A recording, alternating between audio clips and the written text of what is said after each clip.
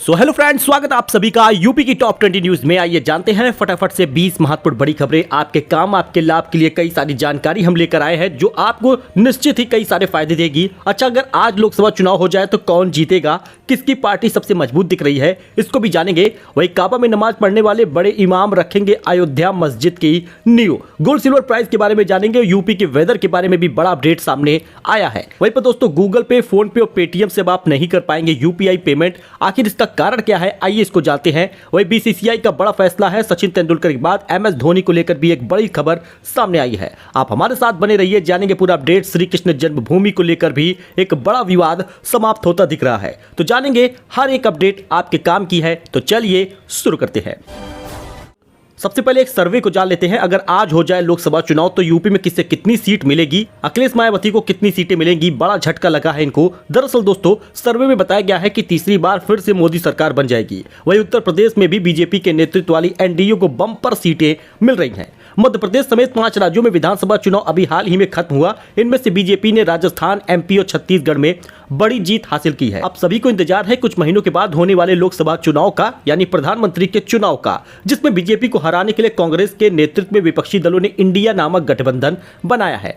इसमें Congress, Sapa, TMC, JDU, RJD तमाम विपक्षी दल हैं। अब जब आम चुनाव को महज कुछ ही समय बचा है तो एक सर्वे में सामने आया है, जो टाइम्स नाउ और एटीजी के सर्वे से बताया गया है कि तीसरी बार फिर से मोदी सरकार बन जाएगी। वहीं उत्तर प्रदेश में भी बीजेपी के नेतृत्व वाली एनडीए को बम्पर सीटें मिल रही हैं।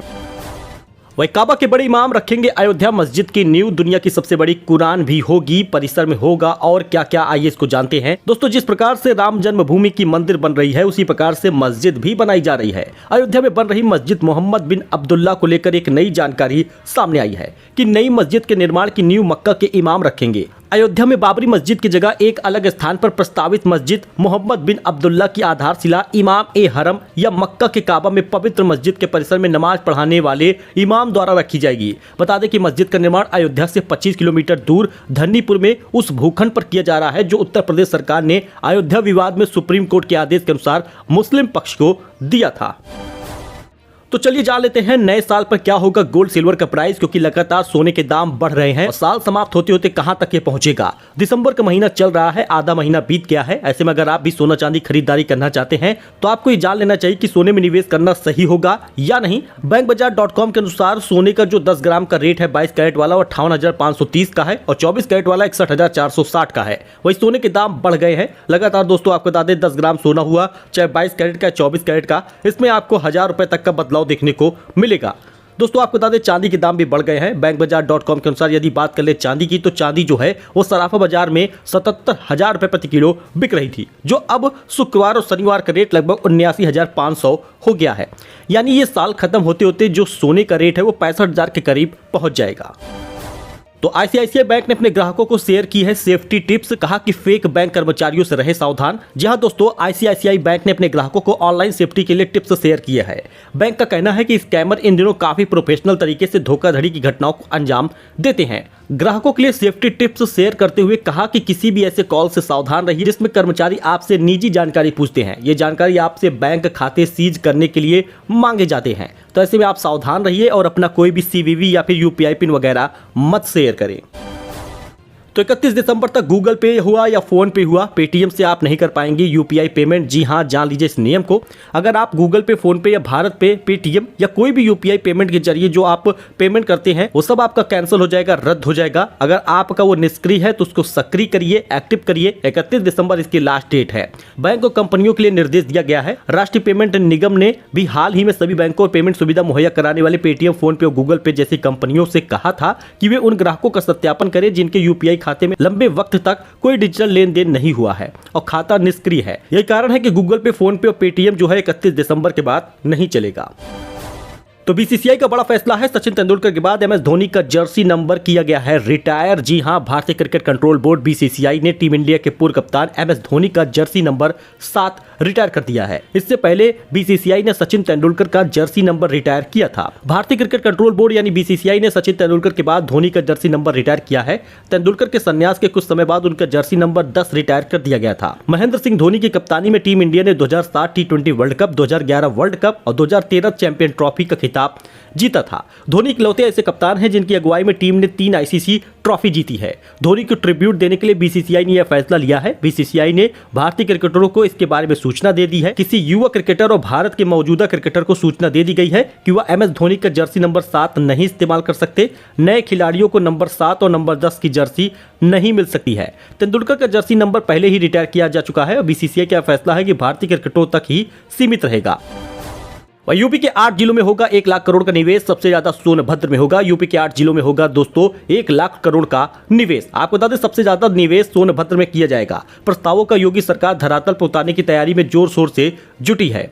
देश भर में 100 आकांक्षात्मक जिलों में से 8 उत्तर प्रदेश में हैं, जिन्हें पिछड़ा माना जाता है। यूपी का सोनभद्र चंदौली जिला जो कभी देश में नक्सलियों से प्रभावित था, आज प्रदेश के विकास में अहम भूमिका निभा रहा है। इसके अलावा डकैतों के आतंक से प्रभावित चित्रकूट और पिछड़ा जिला होने के दंश झेल रहा सिद्धार्थनगर, बहराइच, फतेहपुर, श्रावस्ती, बलरामपुर बड़ी संख्या में निवेशकों को अपनी ओर आकर्षित करेगा।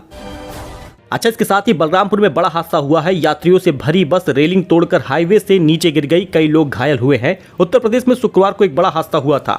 दरअसल दोस्तों आपको बता दें, यहां यात्रियों से भरी रोडवेज बस हादसे का शिकार हो गई। नेशनल हाईवे 730 पर लॉक हवा के बस पुल की रेलिंग तोड़कर पलट गई। इस हादसे में चालक परिचालक को गंभीर चोटें आई हैं। वहीं घायल यात्रियों को भी अस्पताल में भर्ती कराया गया है। आपको बता दें, कैसरबाग लखनऊ से बढ़ने जा रही थी।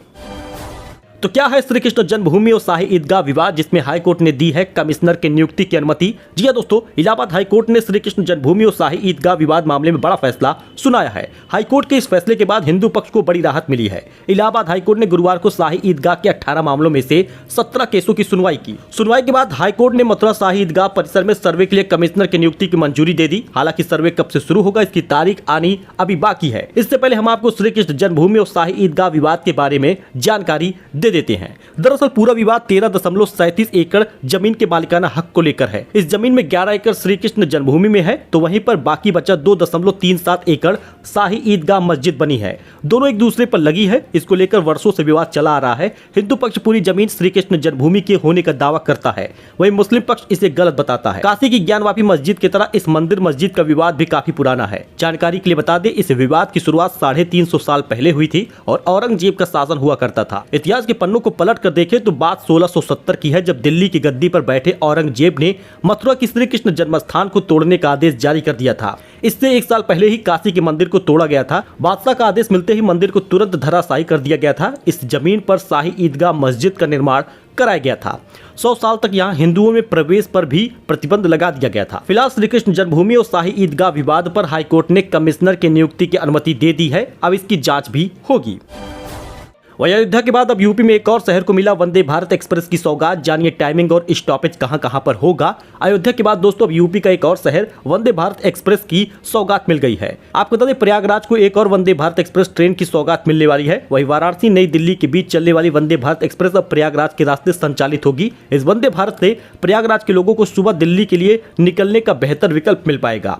इस वंदे भारत ट्रेन को 18 दिसंबर को प्रधानमंत्री नरेंद्र मोदी वाराणसी से हरी झंडी दिखाकर रवाना करेंगे। संगम नगरी के लोगों को इस वंदे भारत का काफी दिनों से इंतजार था। यूं तो वाराणसी और नई दिल्ली वंदे भारत ट्रेन का संचालन अभी हो रहा है। फर्क यह है कि यह ट्रेन वाराणसी से दोपहर 3 बजे चलती है, जब 4:30 बजे प्रयागराज होते हुए निकलती है। नई वंदे भारत एक्सप्रेस सुबह 6 बजे वाराणसी से चलेगी, 7:30 बजे प्रयागराज जंक्शन, 9:30 बजे कानपुर सेंट्रल और दोपहर 2 बजे नई दिल्ली पहुंच जाएगी। वापसी में इस ट्रेन का संचालन नई दिल्ली से दोपहर 3 बजे से प्रस्तावित होगा। आनंद विहार से अयोध्या के लिए भी वंदे भारत चलेगी। वही बीजेपी कार्यकर्ता का हाथ काटने वाले का घर जमींदोज कर दिया गया है। एक्शन मोड में है सीएम मोहन। मध्य प्रदेश के नए मुख्यमंत्री मोहन यादव एक्शन मोड में दिखे। भारतीय जनता पार्टी के एक कार्यकर्ता का हाथ काटने वाले आरोपी के घर सीएम यादव ने बुलडोजर चलवा दिया। दरअसल 5 दिसंबर को देवेंद्र ठाकुर नाम के एक भाजपा कार्यकर्ता पर फारूक राइन नाम के एक शख्स ने हमला कर दिया था। जानलेवा हमला में देवेंद्र की हथेली कट गई थी। अब इस आरोपी का फारूक का जो घर है उस पर बुलडोजर ने जमींदोज किया है। वहीं पीएम मोदी का भी बड़ा बयान आया है। उन्होंने कहा कि राजनीति में ना पड़े, गंभीरता से ले लोकसभा में सुरक्षा चूक पर पीएम मोदी बोले हैं। लोकसभा की कार्रवाई में 2 युवकों के कूदने और संसद के बाहर हंगामे पर पीएम नरेंद्र मोदी की प्रतिक्रिया आई है। उन्होंने सार्वजनिक बयान तो नहीं दिया, लेकिन गुरुवार को सुबह मंत्रियों से इस पर बात की। पीएम मोदी ने कहा कि हम सभी लोगों को सावधान रहने की जरूरत है, लेकिन इस मसले पर होने वाली राजनीति में पड़ने की कोई जरूरत नहीं है। उन्होंने कहा इस मसले को गंभीरता से लेना चाहिए। बुधवार को लोकसभा की कार्यवाही में दर्शक दीर्घा से 2 युवक कूदे थे और एक का नाम सागर शर्मा है, जो लखनऊ का रहने वाला है। तो खाते में अगर जीरो बैलेंस है तब भी निकाल सकेंगे 10,000 रुपए। सरकार की ढांसू स्कीम के बारे में जान लीजिए। केंद्र की नरेंद्र मोदी सरकार ने अपने पहले कार्यकाल में कई योजनाओं की शुरुआत की थी। इसमें से एक बड़ी योजना प्रधानमंत्री जन धन योजना है। इसका मकसद देश के हर गरीब को औपचारिक बैंकिंग प्रणाली में लाना था। केंद्र सरकार का न सिर्फ इस अकाउंट में पीएम किसान स्कीम जैसी सरकारी योजनाओं के पैसे भेजती है, बल्कि ग्राहकों को कई खास सुविधाएं भी मिलती हैं। ऐसी एक सुविधा ओवरड्राफ्ट की है। इसके तहत बैंक अकाउंट में पैसे नहीं होने की स्थिति में भी ग्राहकों को पैसे निकालने की सुविधा मिलती है, जो लगभग 10,000 रुपए तक होगी। पहले ही दिन फुल हुआ या आईपीओ 1100 रुपए के पार जा सकता है शेयर, तगड़े मुनाफे की उम्मीद है। जी दोस्तों, आइनॉक्स इंडिया के शेयरों पर ग्रे मार्केट प्रीमियम 455 रुपए पहुंच गया है। कंपनी के शेयरों का प्राइस 627 से 660 रुपए है। आइनॉक्स इंडिया के शेयर 1115 रुपए के करीब लिस्ट में हो सकते हैं। 1100 रुपए के पार लिस्ट हो सकता है ये शेयर, यानी कि आपको बता दें तो कंपनी के शेयर ग्रे मार्केट में 455 रुपए के प्रीमियम पर ट्रेड कर रहा है। लेकिन अब कंपनी का ये शेयर 1115 रुपए के करीब लिस्ट हो सकता है, यानी जिन लोगों का आईपीओ में कंपनी के शेयर मिलेंगे वह लिस्टिंग वाले दिन कम से कम 70% फायदे की उम्मीद कर सकती है।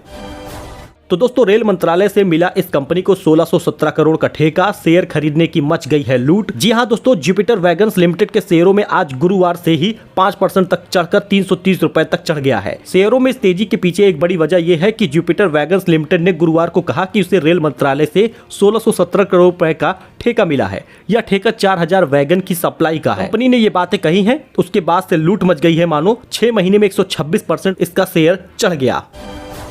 वह यूपी वेदर के बारे में जान लीजिए। यूपी में 4 डिग्री तक पहुंच गया है तापमान। शीतलहर की चपेट में आधा पूरा प्रदेश है। जी हां, आपको बता दें दोस्तों, जैसे जैसे दिसंबर आगे बढ़ रहा है वैसे वैसे सर्दी भी अपना प्रचंड रूप दिखा रही है। यही वजह है कि पूरे प्रदेश में 24 घंटे के दौरान न्यूनतम तापमान लगभग 4 डिग्री तक हो गया है। वहीं नए साल से पहले 2 डिग्री सेल्सियस तक न्यूनतम तापमान जाने का पूर्वानुमान लखनऊ मौसम केंद्र ने जारी किया है। यही नहीं, पूरा आधा प्रदेश शीतलहर की चपेट में आ चुका है। सर्द हवाएं लोगों को कड़ाके की सर्दी का एहसास करा रही है। वहीं रात और सुबह के वक्त घना कोहरा होने के समय विजिबिलिटी भी ना के बराबर हो गई है। लखनऊ मौसम केंद्र के वरिष्ठ वैज्ञानिक मोहम्मद दानिश ने बताया है कि बीते 24 घंटे के दौरान न्यूनतम तापमान बरेली में 4 डिग्री, जबकि बहराइच में 8, शाहजहांपुर में 9, गाजीपुर में 10, लखनऊ में 9, सुल्तानपुर में भी न्यूनतम तापमान 9 ही रहा है। यानी आने वाले समय में आपको 3 डिग्री तक देखने को मिलेगा।